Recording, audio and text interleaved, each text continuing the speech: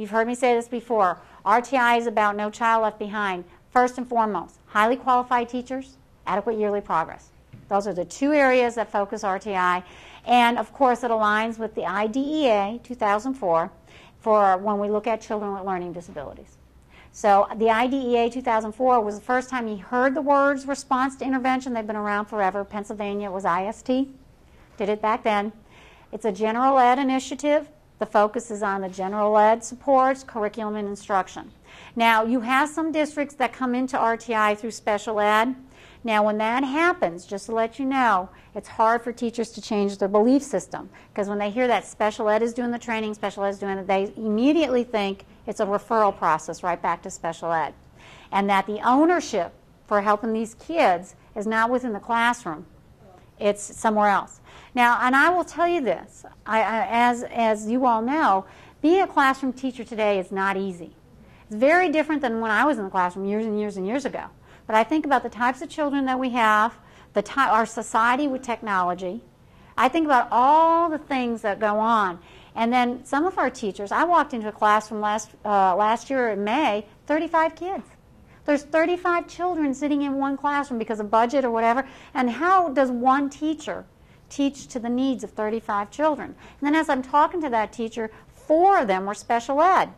2 of them had autism. 1 was a high-functioning Down syndrome child. Now, those kids are doing well in that classroom, but how do we ask a teacher to meet all those needs and move forward? And then you have kids who are struggling to learn how to read, write, and do math. So I understand the complexity as you do, but sometimes I think that we forget that the demands our teachers have. So we talk about how do you make it work. So we want to enhance and improve and increase all our student staff support, and we do it through the system. So the format, universal screening, you've heard lots of people talking about that. Universal screening is extremely important, but I really emphasize the fact that you have to have multiple sources of data. One piece of data is not sufficient to make a good decision about a child.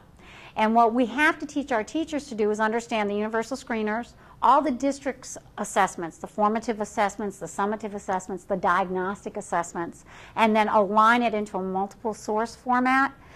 One of the biggest errors I'm seeing out there right now is that the teams are quick to jump to the intervention phase but not align the assessment to the intervention.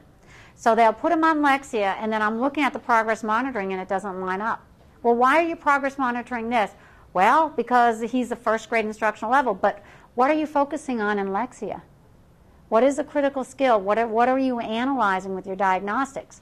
And so we really have to help our districts understand that whatever data that they get in your reports, because Mary Kay and I were talking about your reports, they're wonderful, but they have to understand how to use them, and they can't be afraid of them. The ease of using the reports is very important because time is of an essence, but then aligning all of that data to get a true picture of the kid. And so that comes in with staff development and all of that.